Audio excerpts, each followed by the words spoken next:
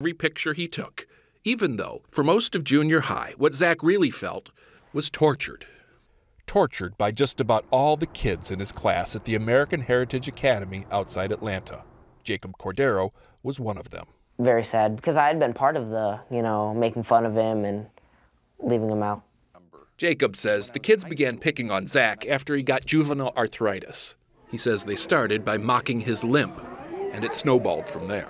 People would, take his lunch, take sweatshirts, Do you have any idea how bad he felt? No. Because he was just kind of quiet. He never really seemed too sad about it. Zach's parents say, at first, they were also dismissive of the jokes and slurs. I would say, well, maybe they're just trying to be funny. I don't maybe think that's a either nickname. one of us fully appreciated the hurricane that was going on inside of him. Last year in school, many kids called me chicken legs and other funny names because of the way I walked.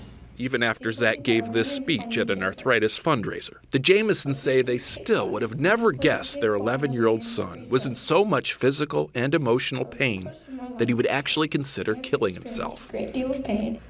But he did consider it, and eventually even told them so. And I felt the blood drain out of my face.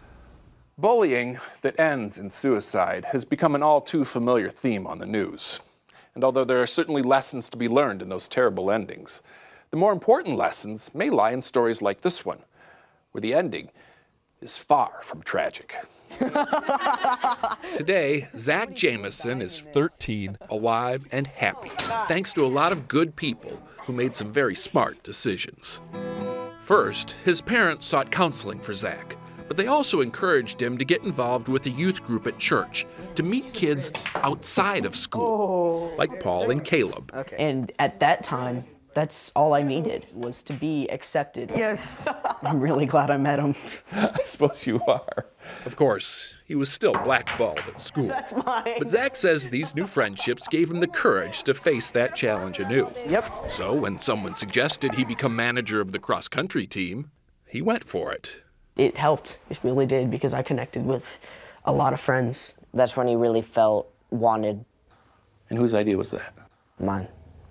Thanks to school administrators who forced the issue, Jacob and Zach had a long heart-to-heart in the principal's office. About how he felt and how it had crushed him, and he really wasn't able to do anything. And you were different from that day on? Yes. He is extremely different this year. Really? Okay. At every school, there will always be the popular kids. No. And there will always be the outsiders.